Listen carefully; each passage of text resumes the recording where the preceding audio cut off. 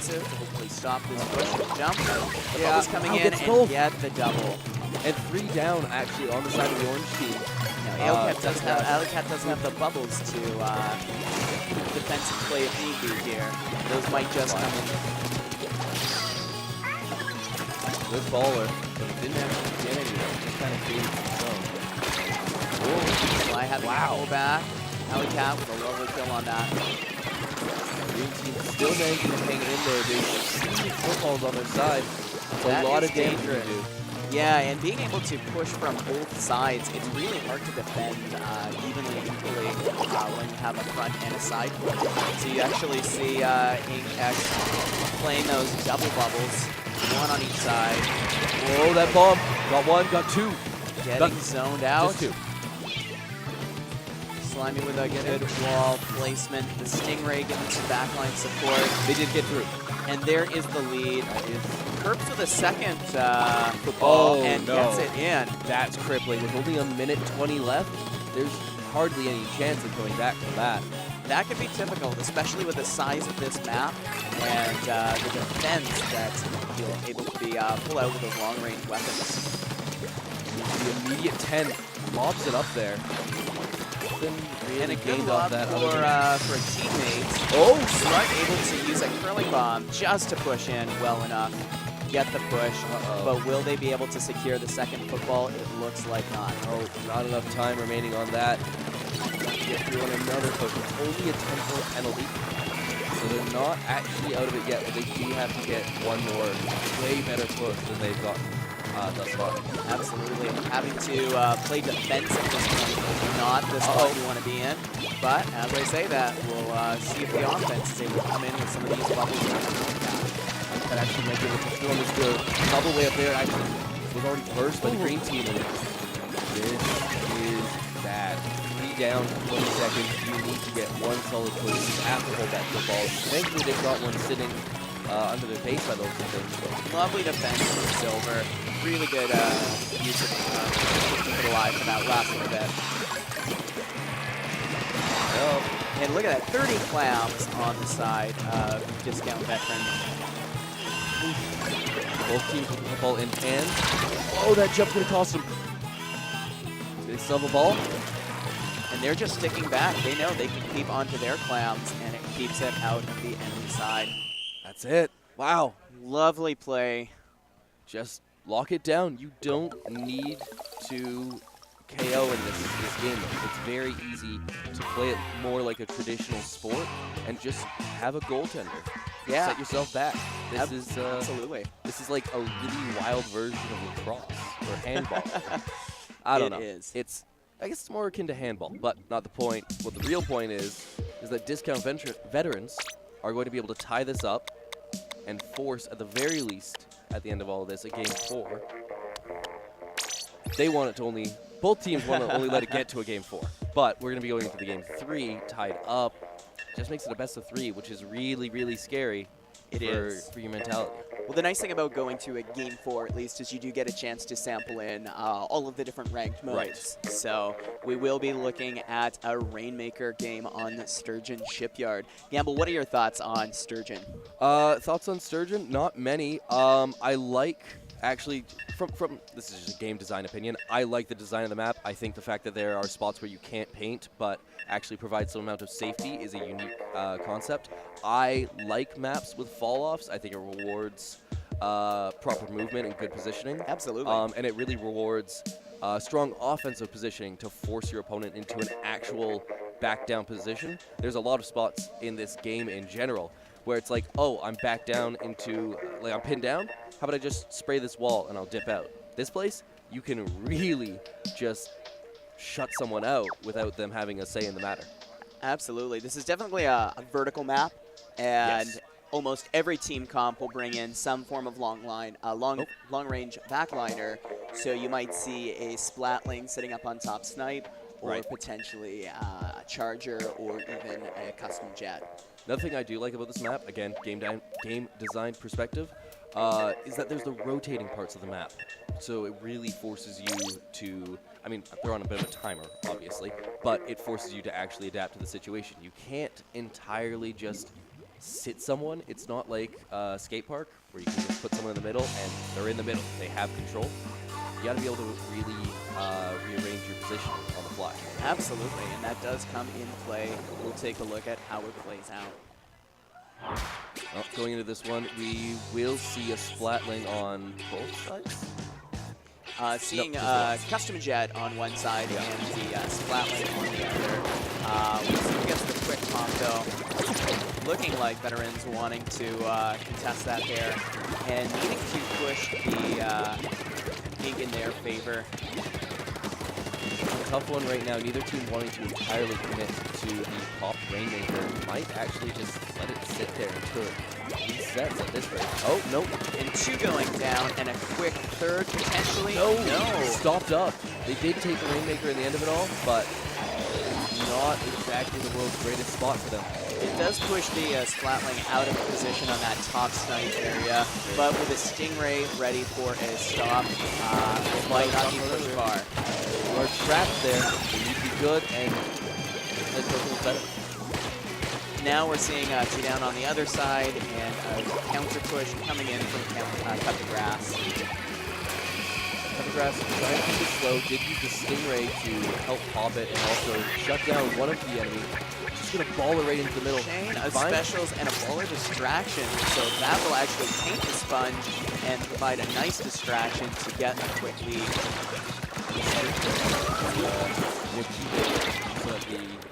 So that the discount veterans can't sponge back too quickly without recognizing. 3 down though, so Alley Cat with the bubbles, jumping back, smart jump when the team is down. Know that you've made your push and get back for some solid defense. And it was a great push. 38 points to the 88 that discount veterans were able to get. Really puts the pressure on their opponent to try and press forward. But with over 3 minutes left, there's no need to rush quite yet.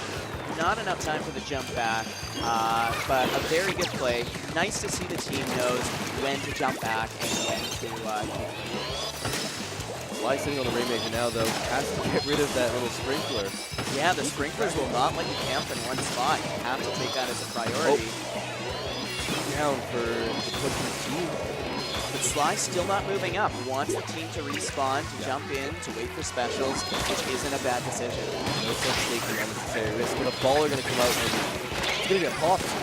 Only having to move under the bridge, reposition, wait for specials to come in and keep that neutralized. Wow, I can't believe. Oh, I thought he'd gotten out, but not to be. Both teams trying to find a little bit of ground to make up. Right now, Cut the Grass just has such great control, even in the offensive zone. Oh, Slug with a nice splashdown. Wasn't able to jump out soon enough. But Slimy has a good angle on the Rainmaker. Ooh, but a Rainmaker has a better angle on him, taking him out. Maybe it should actually be a sizable push. Not like they really need it, it's just better trap. It just keeps the defense going, right? If you have the Rainmaker stuck on your side, you've got to push it then and some. Or you can also let it reset. Wow! That great really Rella. saving you. Wow! Oh. Unbelievable offense in that zone. I can't believe he was able to pull off that victory.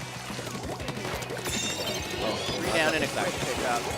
Perps intentionally not picking up because they have the ink jet for the push. Gets a quick pick. Wow. Good.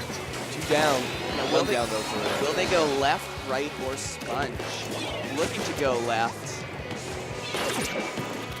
Those toxic mists just shut down the left push altogether.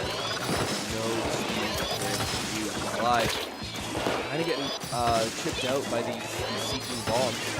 Whether or not it's really going to pay off. Oh, but all they need is good defense right now. 2 bubbles coming in. And the Rainmaker timer will tick down quickly. Silver with some amazing positioning. Trying to make another big play on that Bella. And the rain coming in, but being taken out in the process. 3 down? That's 3 down on the side of discount veterans. It's going to allow them to just let the Rainmaker reset. There's no reason for them to take it. Just over 30 seconds on the clock. This just needs to be a defensive holdout for Cut the Grass to take it. They do end up taking it though. Taking the Rainmaker. He's just going to camp out there. And why would you do anything else? It's such a safe spot.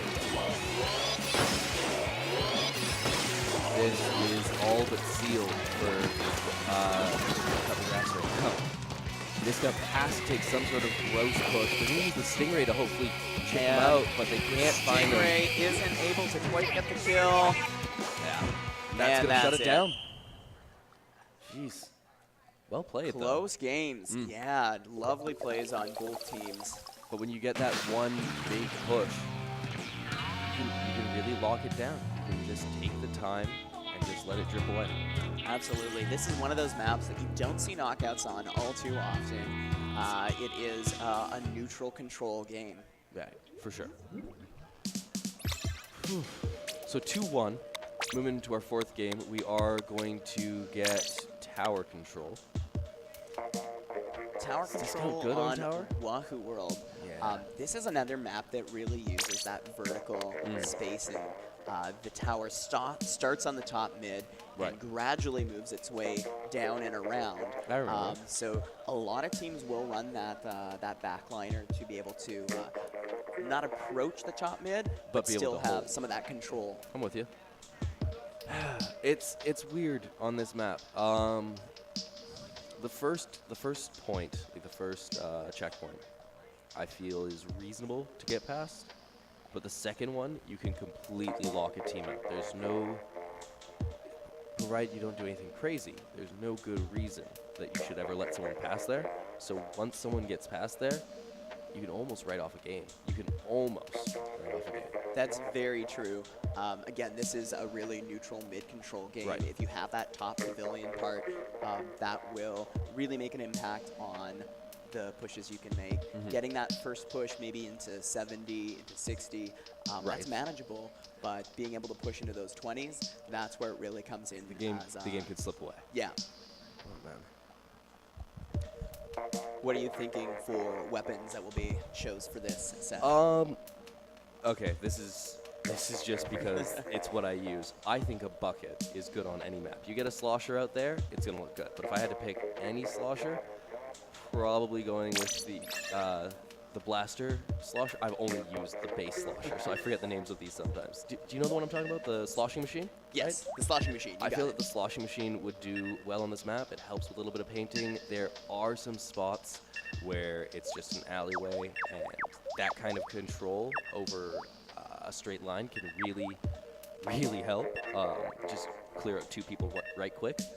But outside of that, I don't know. I feel like you're going to see a lot of mid-range weapons because of the tightness that the map does kind of provide, but it does also give, as you were saying earlier, a little bit of an advantage to range. So probably see one up front, two mid, one back.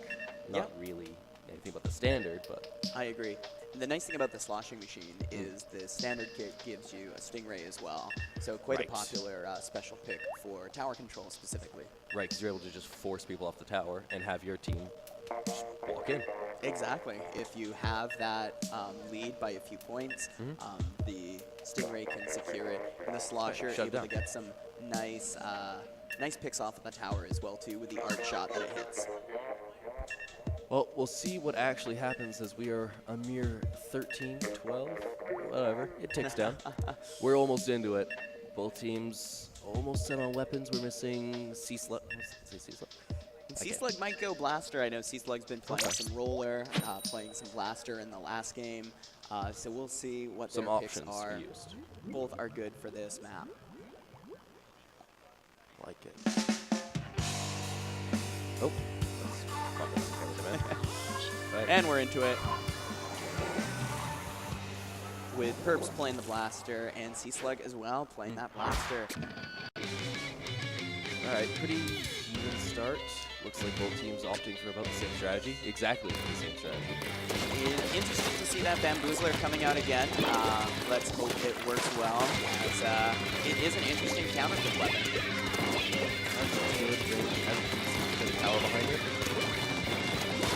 Silver with some good spacing on the burst bombs, just knowing smart to build up a armor. No one's going for the push until there's at least one or two picks coming down. Oh, okay. Forces out the Stingray with his Cobbler and gets him. This is big. This is where things can actually start going. Nice play by Alicat, but being one up on the team will have to solo a little bit. Oh, and goes down to the blaster shot from Kirk. Kirk in that 1v1 with Slug, and it is just back and forth. Yeah, neither team really actually gaining too much momentum. A bit of a trade that we kept falling into, but Silver pulling back just to get a little bit more coverage and help. But so difficult to make that first push. Yeah, barely makes it so far. And it probably will stay that way for most of this match. Because we're going to know mid-area. Sly hopping on tower, have that Stingray, so may be able to push, but a counter Stingray coming in, pushes him back. So I'm trying to find a pick. Will get one. Sliding. The tower. Turn push. Splash down on the tower, gets a quick lead there, but being one of last two up, he's going to jump back. They don't want to deal with too much. They got the point lead. Maybe they're willing to just play this on the center. This can be that slow back and forth, just control of that top mid. Going down off the bamboozler. Silver's in good position to get great one. aggression. He's going to get two. And two with the trade. That's the full wipe. Not bad. This is going to be the push big push that discount veterans needed. Stingray from the tower. This could allow discount veterans to really dominate this match. Silver getting a safe jump back. This will be a nuisance to defend, but these bubbles might just do the trick. Yeah. This is the spot that I'm talking about. There's that little bit of a wall. There's a spot that you can drop down from off of the little rails you take. They didn't clear the checkpoint, and that's important as well, too. That does still give a fighting chance back in for Cut the Grass. Cut the Grass looking to close this out, too. They don't want to go to the game. I mean, obviously, if you seal something out, you don't want to go further. But they really don't want to give that extra option to go. Good flank coming in from Silver, though. Able to stop that push. Risky play, but it paid off. Actually, I take that back. It's not the worst thing if this does go to a game 5 for Cut the Grass, because they did win on Splatoon earlier on. That's true. So they're looking, they're sitting pretty good. Not terrible position to be in. That bamboo, throwing out some curling bombs, building up some missiles to help space out that tower. Two going down, this might be the push that they needed if those specials can chain together. What do you get, a 3-log? Couple missiles going off, and then a quick jump into tower to keep the pressure on the bamboo and the bubbles. And they got one. It's going to allow them to probably seal out the first checkpoint. Bubbles sit in the front. Those bubbles giving really good space, splash down as well to keep that zone coverage. No! Wow, great aggression actually. And let's see if we're able to get to that second checkpoint. Silver coming in again with that flank. Let's see if it pays off. It probably will. This rate got two down and takes the tower. Silver is there to support with some of the fall-off chip damage on the tower. Lovely stop. Yeah, Silver has been going off this game. He has found so many big picks, been able to follow up on his teammates' openings as well. There's just so much going for that player right now. Absolutely. If Cut the Grass wants to take this out, they are going to have to keep an eye on that flank. Rose up.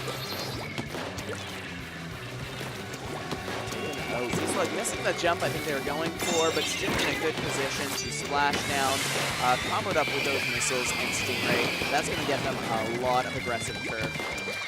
Yeah. And it's going to get the pick. Ink Armor is going to help him out. Tough fight. Tough fight. And the 1v1 goes to C-Slug. But they have to get the tower back as no one's on it. Only deciding to keep on tower. Let's see how this plays out. For the overtime play, a jump coming in, not soon enough though. Slimy grabs it, and this is going to game 5. Discount veterans looking a little hypey here. Cut the Grass looking out of it, actually. But they shouldn't.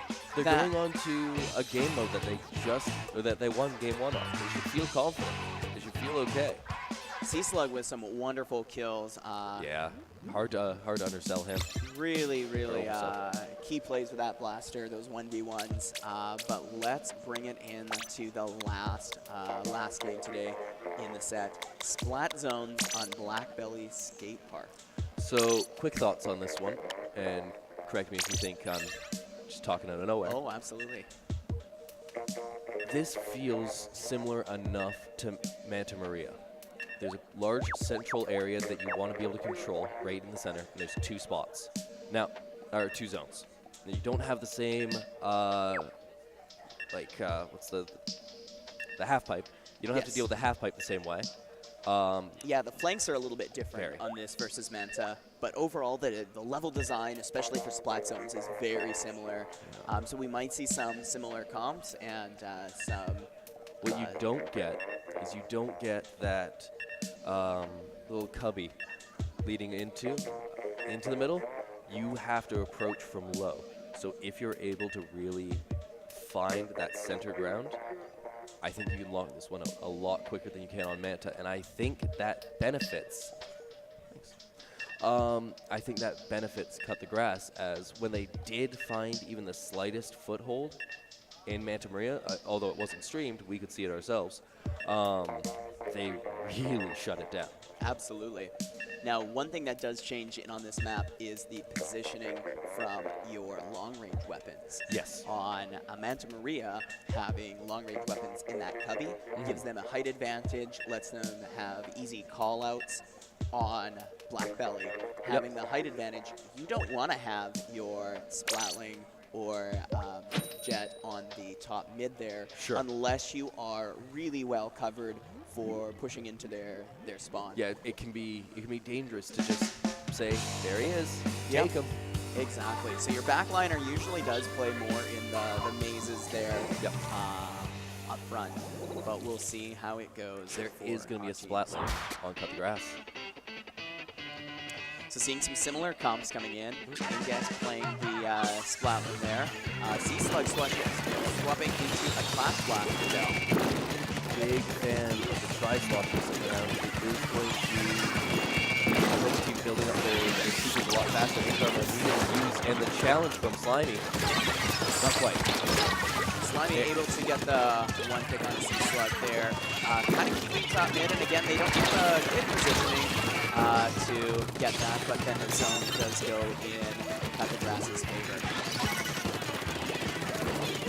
The Grass early on looking good, being able to get these points flowing without having it got that slot there on Silver, but Silver making the important caller to make sure the picks go off in their favor. Really gonna get a third? He is. And a lovely aggressive pink jet with a direct right in spawn. That's a delayed. This is what I was talking about. This is what I was saying that I thought Cut the Grass was going to be able to do. But right now, this veterans absolutely locked them out. That armor saving from the direct with the follow-up shots to guarantee the kills for Slimy. Oh, Perps again just falls in, takes another life. Perps is definitely playing their game today. Really wanting to aggressively shut this out. Playing up and heavy, not letting them get close to spawn. And even with trades like that. And he seals out C-Slug too, which has been a power player. You have your backliner that can't keep that maze. A Stingray like this really does nothing to shut them down. This might just be the lockout they needed. C-Slug though is going to be able to try and have a little bit of a push here. Ink armor, this is where the team has to go in. A bomb rush used as well. Oh, really high. Doesn't get him. They lost control, so it's going to be able to stop. And if they Not are enough for a penalty though. She's going down and 10 seconds left to seal this out for the veterans. C-Slug trying to be a hero, gets one, gets two. But it's not enough. Wow, what a close game 5. I was saying that Cut the Grass had the advantage going into this one, and it just never came to fruition. Wow, that's rough. Good plays on both teams, though. Absolutely a pleasure to watch, and Perps definitely MVPing with that triple up in the beginning of the game. Perps with the color counter pick there, getting put on the purple team. Absolutely. Just when